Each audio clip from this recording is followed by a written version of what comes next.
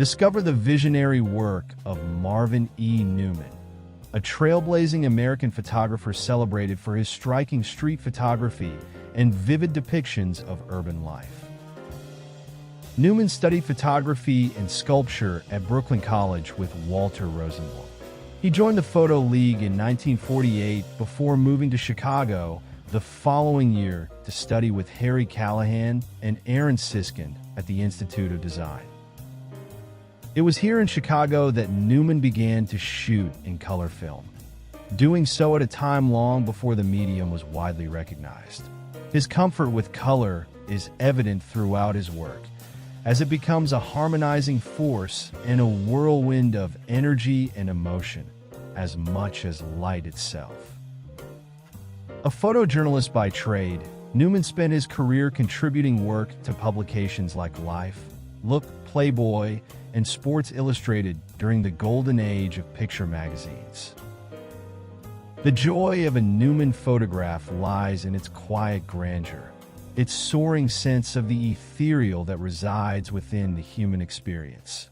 Even the most mundane moments become magical, as the quality of light transforms a walk on the street into something more. His photographs of celebrities and prostitutes reveal their deep and abiding humanity. Dive into his artistic journey, from capturing the dynamic energy of New York City to his innovative use of color and composition. This video explores Newman's profound influence on modern photography and his ability to uncover beauty in everyday moments. Join us in celebrating the legacy of this iconic artist, whose work continues to inspire photographers and art lovers worldwide.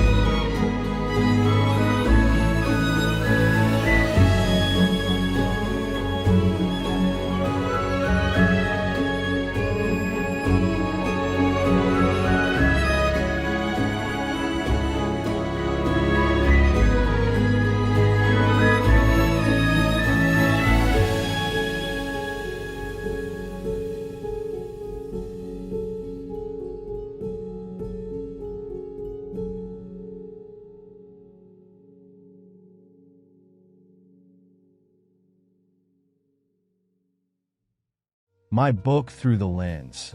Inspiring quotes from master photographers is now available for purchase.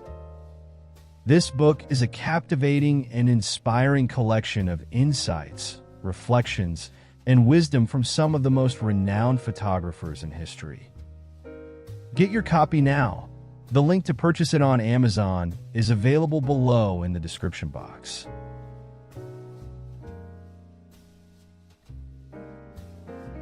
Marvin Elliott Newman was born on December 5, 1927, in the Bronx, New York City, United States. His father, Irving, was a baker in a family business where his mother, Mary Rocker Newman, also worked. Marvin, who did not want to follow in his father's footsteps as a baker, entered Brooklyn College at the age of 16 and embarked on an artistic path. He took courses with photographers Berenice Abbott and Walter Rosenblum, as well as painter and sculptor Burgoyne Diller. He also attended classes at the Photo League, a left-leaning, socially conscious collective, before graduating from Brooklyn College with a bachelor's degree in economics in 1949. During his college years, he also played on the school's football and track teams. The encouragement he received from Mr. Rosenblum and the Photo League to find subjects on the streets helped shape Mr. Newman's approach to photography. He traveled to Chicago by hitchhiking to attend the Institute of Design, where he studied photography under Harry Callahan and Aaron Siskind. While there, he worked for Hull House, a historic settlement house, documenting families as they arrived from the South. For his senior project, he created a short film titled The Church on Maxwell Street, produced in 1951, collaborating with fellow student Yasuhiro Ishimoto. The film focused on the singing and dancing at an outdoor revival meeting organized by a church.